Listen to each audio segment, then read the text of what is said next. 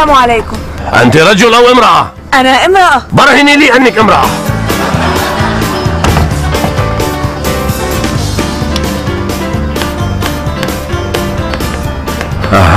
حسنا أنت امرأة وتقودين سيارة يا كافرة.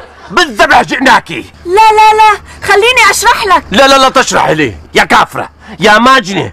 تقودين سيارة في دولتنا وأنت امرأة. بالذبح جئناكي. لا خليني أشرح لك ليش عم قود السيارة. ليش؟ اشرحي. هذه السيارة مفخخة، أنا رايحة أفجرها. مفخخة؟ وستقتلين أعداء الله؟ معلوم يا شيخ، وأنت بتقول لي بالذبح جئناكي. عفوا يا أختي، عفوا. يقول خليفتنا أبو بكر البغدادي: يحق للمرأة أن تقود فقط السيارة المفخخة.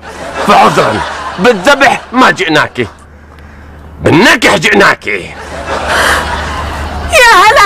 يا هلا